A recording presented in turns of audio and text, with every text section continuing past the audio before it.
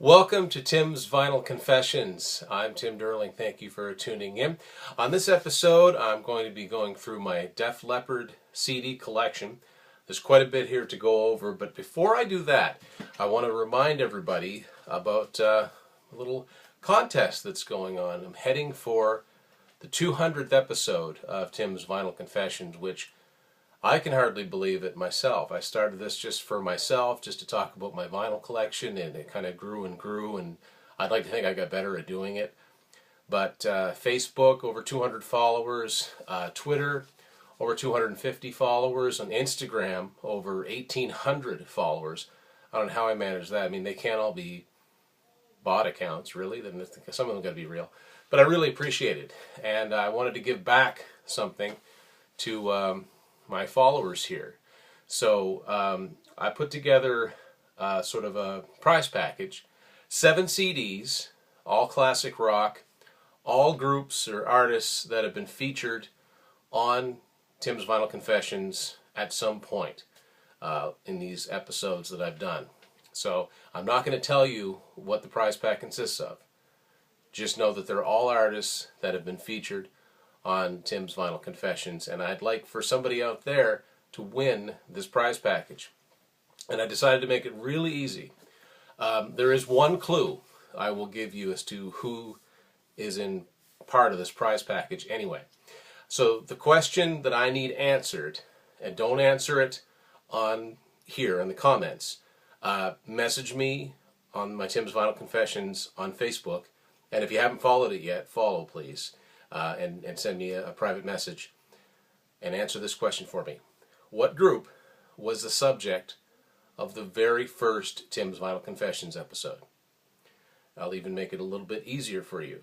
This group has an album called Vinyl Confessions, which is where I got the name from.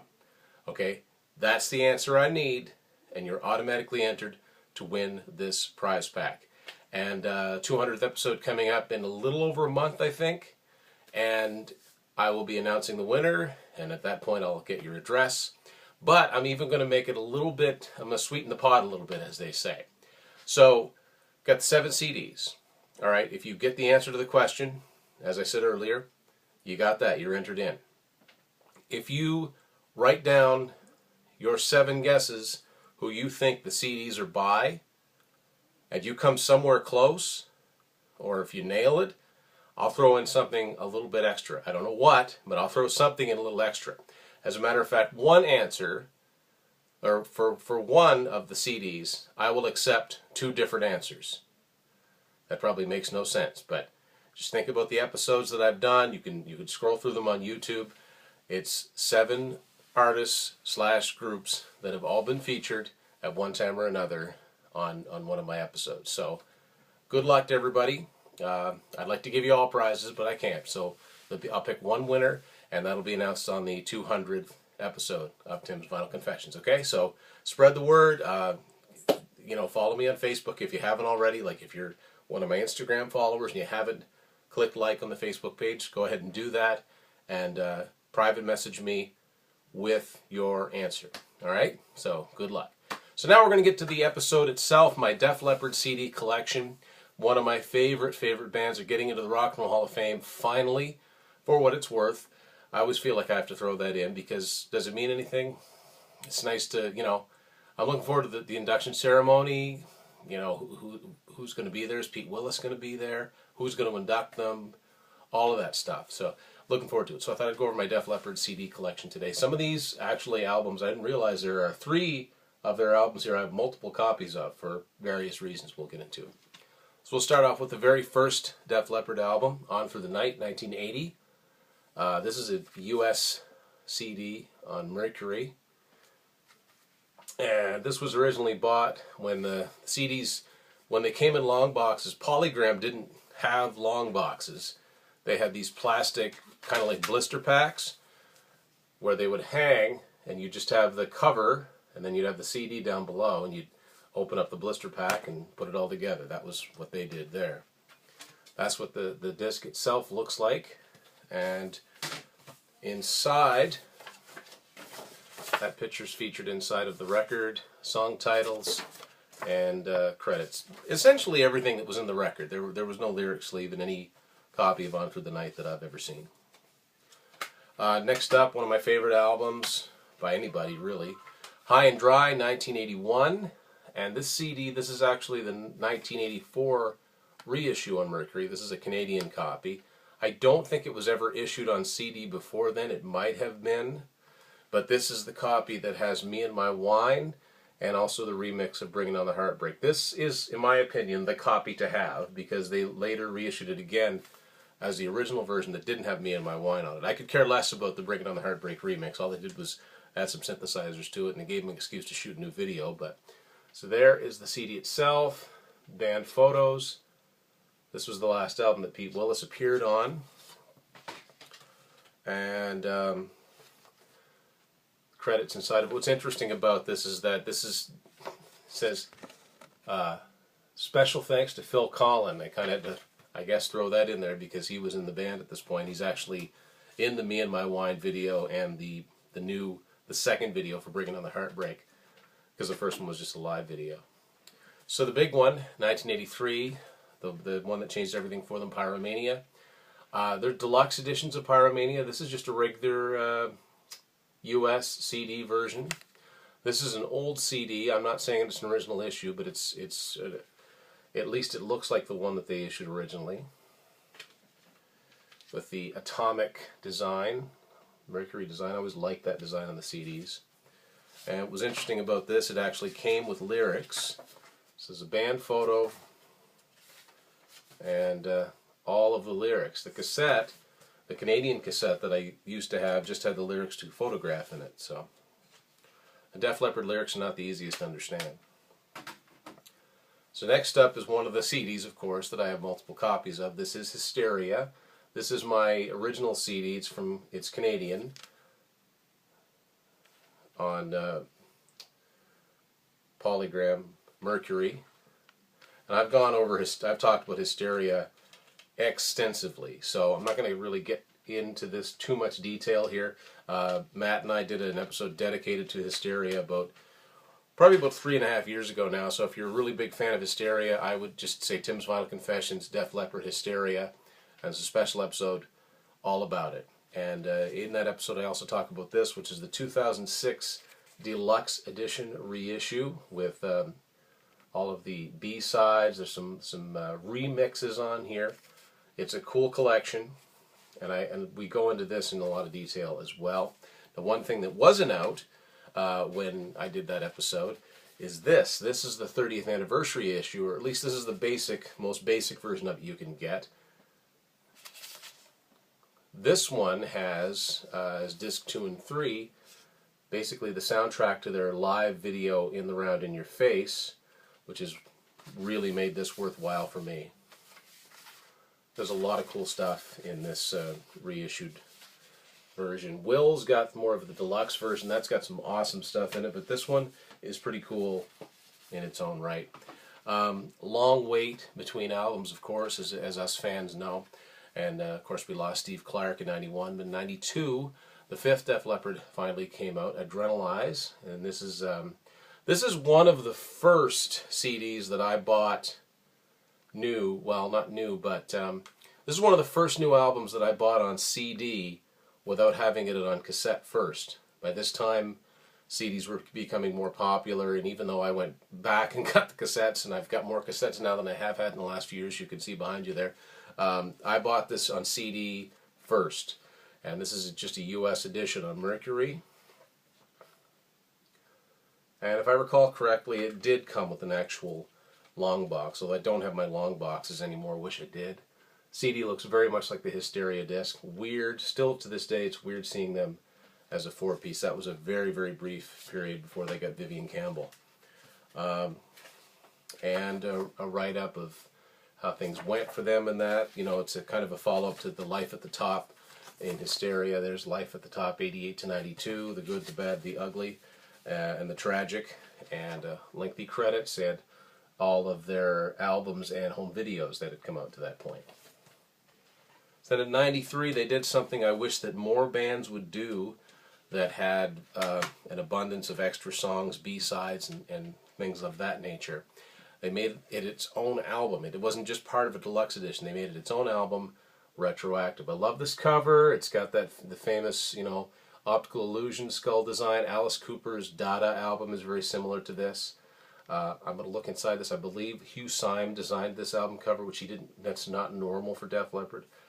This is a Canadian edition. By the way, it's Mercury, but Bludgeon Raffola, that's always been their own imprint. It was taken from a particularly nasty commentary on their sound from one of their early gigs. And, what was supposed to be an insult, they took it and they used it. So here it is. It's songs mostly dating from Pyromania and Hysteria era, but some from the Adrenalize. Some of the B-sides, they've all been re-recorded. This also gave the band, well, there's 2 hits that came off of this album, Two Steps Behind, which is sort of a fluke hit from the Last Action Hero soundtrack. It appears here in its hit single form, the acoustic version, and also a full electric version, and also 2 versions of Miss You in a Heartbeat, which was a hit in Canada. It really wasn't a hit anywhere else. There's the disc itself. I really got into this CD a lot when it came out. Actually, in a lot of ways, I preferred it to Adrenalize, to be honest with you. Yeah, Hugh Syme is the designer of this one, and we're going to go into his artwork at some point on Tim's Final Confessions. It's got basically a breakdown of all of the who's on what songs. And so there's pictures of the band starting, 1982 to 91. The classic lineup there was Steve Clark. And then, of course, the brief period where it was just the 4 of them. And by this time, of course, they had Vivian Campbell. And even though Vivian didn't really play, I think, on much here, they still featured him. And one of the cool things about this is a guy growing up in Canada getting into rock music. I'm a huge fan of Helix. I think I've mentioned that in many an episode.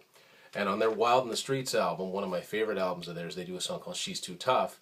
And about 2 years into owning that album, I looked at the credits and realized that Joe Elliott actually wrote that song. So obviously it was meant to be a Def Leppard song, and it appears here. It originally appeared on one of the Adrenalized B-sides, but it's here for anybody that wants to compare. So next up, by this time, of course, Pyromania and Hysteria alone, they had amassed several hit singles. So they compiled their hits, and this came out in late 1995, Vault. There's the 15 on there, 15 years, 1980 to 1995. This is a Canadian version on Mercury. This this CD brings back a lot of cool memories for me. My first car, I bought a used car in 1995, and it was an 86 Grand Am. And of course it had a cassette deck in it, and I wanted a CD player. So I bought a CD player and had it installed, and once I had a CD player in my car, it was right around the time that Vault came out, and I listened to this CD a lot. I played this CD a lot when it, because it had first come out, and I now had a CD player in my car. It's got write-ups from one of the band members on each song. So I mentioned Miss You in a Heartbeat was really only a hit in Canada. Rick Savage's quote about that song was simply, "Thanks Canada," which I always thought was pretty cool. It dented the top 40 in the States, but I think it was a top 10 single in Canada. So there you go. There's all their albums to that point and home videos. And that's a cool shot of the band. I think that's from '86, the famous gig in '86. Rick Allen's first gig back behind the drums. So their manager, Peter Mensch, wrote a lengthy write-up on the band and his perspective on, the 15 years that had passed at that point. So at that point, and actually inside the liner notes to Vault, they talk about what would be the next Def Leppard studio album. And it was a definite shift in direction. This is the mid-90s now. Grunge and alternative basically have taken mainstream, commercial-sounding rock bands like Def Leppard. Only, really only the biggest of bands survived, like Def Leppard, like Bon Jovi, like Aerosmith, even though they're from another era. But it laid waste to a lot of other, in my opinion, great bands. But some bands chose to sit out that period, like Poison. They didn't release an album for a long, long time, through most of the 90s. But Def Leppard decided to try something a little bit different, very stripped back. And in 1996, Slang came out. And they were very, very, they still talk about this album today as being one of their favorites, an album they're proud of, and I wished I could get into it full on. There are some songs in here I like, but I couldn't really get with this album the way I did with really everything else they had done to this point. You can definitely tell that it's them. And like I said, there are some standout tracks on here. This is a Canadian edition on Mercury. Saw them on this tour, and they sounded really, really well. Unfortunately, the gig was very poorly attended. It's got a different look even to the inner credits, and the tour book that came with this looked much like this too. I did an episode a long time ago where I went through all my tour books. So that was it. It was very experimental, and by most band standards it did okay. By Def Leppard standards, it not so much. This is another one that I have multiple editions of, though. This one's actually not even opened, although I have heard it. This comes with limited edition double CD featuring rare acoustic performances. There's a 6-song disc on here, which is really, really good. They did a series of unplugged gigs. As a matter of fact, I think at one point they ended up in the Guinness Book of World Records in late '95 when Vault came out, because they played 3 shows in 3 continents in one day, something like that. But they started doing these acoustic shows, and the second disc on here is worth the price of admission if you can find this somewhere. I've got copies of it. So Slang was an experiment for them, so at that point they did what most bands do when they put out an experimental album and it flops. They decided to go back to what they do best, and in 1999, where Pyromania, Hysteria, here comes Euphoria, 1999, and a definite return to form for Def Leppard. Very late 90s looking in the appearance here, but this album is classic Def Leppard in form and design. They scored a pretty big mainstream rock single with Promises, just a killer tune. It's like Photograph and Armageddon had a baby. That's what it's always sounded like to me. It's just quintessential Def Leppard. There's some other great songs on here too. But Promises was a #1 mainstream rocket for 3 weeks, and in some charts it dented the top 40 as well. That's the disc itself, and yeah, return to form for sure. Lyrics and credits, not lyrics, just pictures and credits. No lyrics in this one. Oh, another thing I think is funny about this is the little designs that are next to the song titles. I think this is to indicate who plays the guitar solos on them. I'm guessing the Shamrocks, Vivian Campbell, because he's Irish, and whatever the red symbol is, it must be Phil Collins, but I've not seen that on any of their other albums. So 3 more years pass. I caught this tour as well. I think I talk about that in the tour book episode. So 2002 is the next Def Leppard album. This one's very, very pop. They decided to go all in with the pop, even to the point of some songs where they didn't even co-write them, which is odd for them. It's called X. They wanted something that would show up in the CD racks, and this certainly did. It didn't really do what they wanted it to do for them. There are some songs on here that I kind of like, but it was, like I said, it's extremely poppy. And I know some people say, well, they're just a poppy rock band anyway. No, this is really, really pop. Full on. They wanted to be played on the same stations that played, NSYNC and Backstreet Boys, and they were really, really working for it at that point. There's nothing really bad on it. It's just not, I don't know, it's not classic Def Leppard sounding, other than the fact, the harmonies and stuff. You can just tell it's them. It's never been one of my favorites. But they've never stopped trying. I'll give them that. They're always striving for something, and sometimes they'll catch lightning in a bottle again. So in 2004, in the UK, this was released, just simply titled Best Of. It's a single disc on Mercury. And it's a lot like Vault. Obviously, it's up to date with some other songs on it, like this song's from X on here. But in its track listing, it's a lot like Vault. They just took certain songs out, and there are other songs that were hits in the UK that really weren't hits anywhere else, like Action, like Heaven Is. Those weren't really North American hit singles. That's the disc itself, and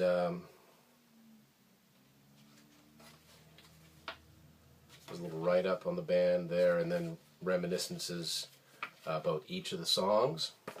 And at this point, their North American label said, well, you know, it's probably about time we put something like that out. And I kind of like that they put a more detailed approach in it, made it a 2 CD collection called Rock of Ages, the Definitive Collection. This came out sometime in 2005. This is a Canadian edition. And this is a pretty deep collection. I mean, it goes all the way back. There's Rock Brigade is on here. You know, it goes back to the first album. There's Mirror Mirror from High and Dry. It's got some, you know, it's got a lot of good stuff on it. I mean, essentially, disc 1 is pretty much vault, but it's disc 2 that's, you know, has some of the deeper tracks on it.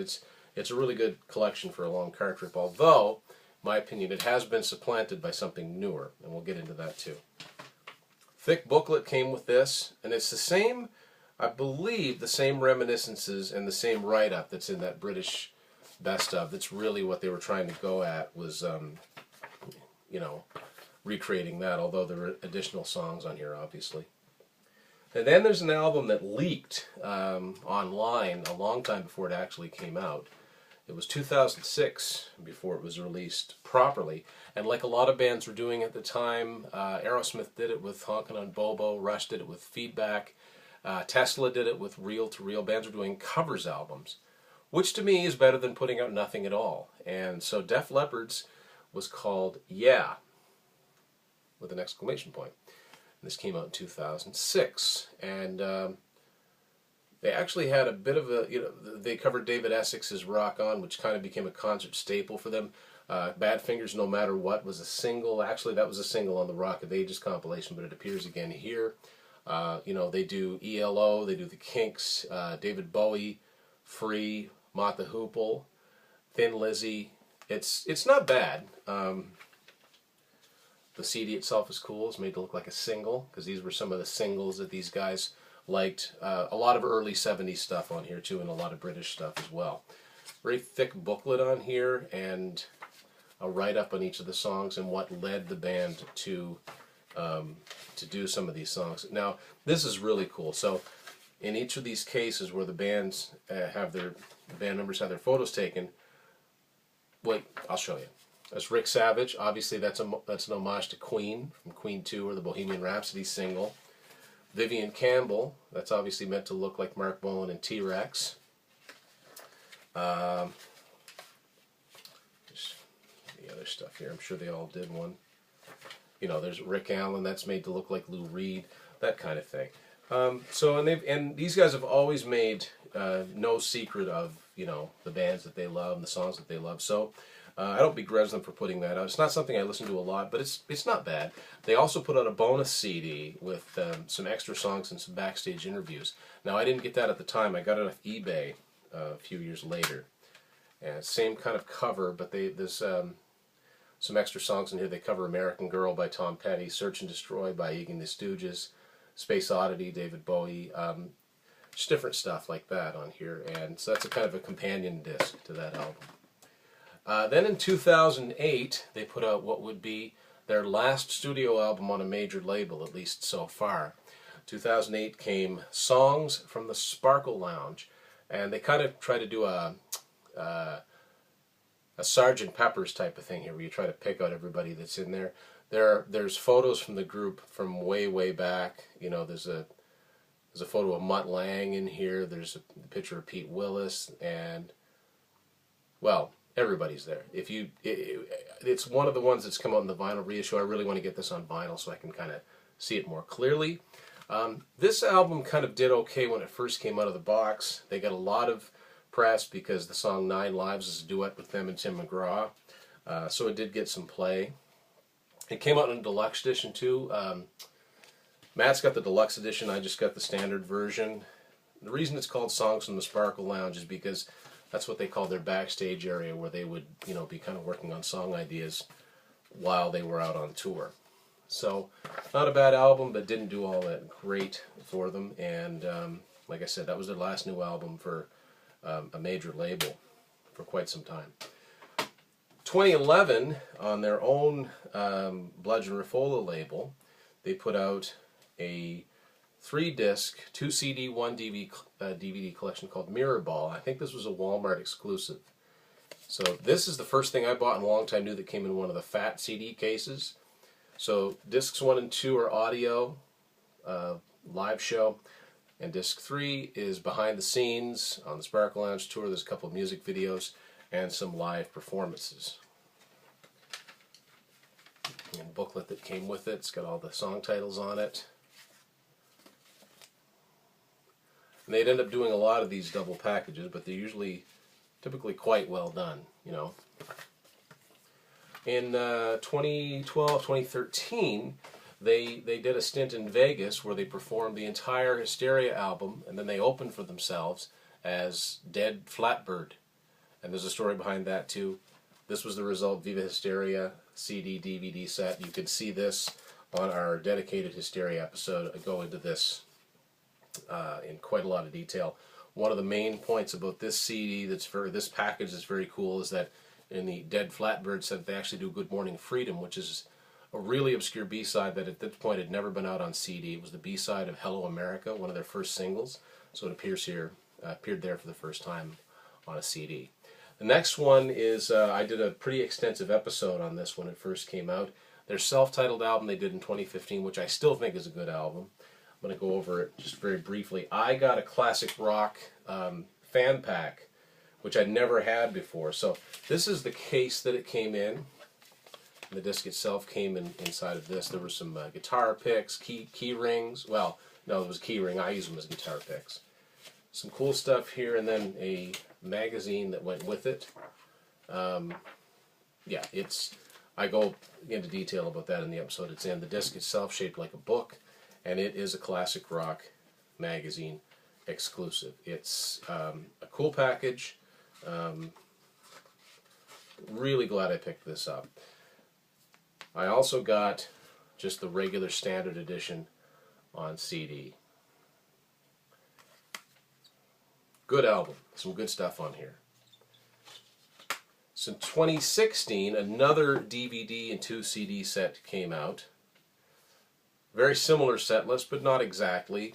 It's called And There Will Be a Next Time, live from Detroit. A lot like Mirrorball in that it's got 2 CDs of audio and 1 DVD with a few live tracks and a few videos that hadn't been on one of their video compilations. Again, a well done package. They've always been really good at quality in whatever they put out. And more recently, it just came out the tail end of 2018, another double disc best of, this time back on Mercury. It's called The Story So Far, The Best of Def Leppard. And this one is up to date as far as having stuff even from the self-titled album, on disc 2 that is. The studio tracks from Mirrorball, songs from the Sparkle Lounge, yeah, it's all here. Including, the only thing on here that's new is the final track on disc 1. They covered Depeche Mode's Personal Jesus, and they're actually the second band that I really like in the last 5 years that's done that song. Sammy Hagar did it back in 2013. I really like Def Leppard's version of it. Now, I thought that their new Christmas song was going to be on here called We All Need Christmas. I guess that's just on the vinyl version, which I don't yet have. So there's the 2-disc set. Familiar Def Leppard colors of red and yellow. I tend to use those a lot. And, of course, lots of pictures, lots and lots of pictures from spanning the years, although there's nothing from the really early days in here. I can't see enough of these pictures of the round stage, the Hysteria stage. That would have been an incredible tour to see. This is a pretty cool picture too. Good stuff. You know, excellent starter if you don't have anything from Def Leppard. That's as good a place as any to start. So that is my Def Leppard CD collection. Have you got any cool editions of some of their albums that you'd like to talk about or comment on or post a picture? Would love to see it. Don't forget, if you want to redo the contest rules, start at the top of this episode again. And thank you for watching Tim's Vinyl Confessions.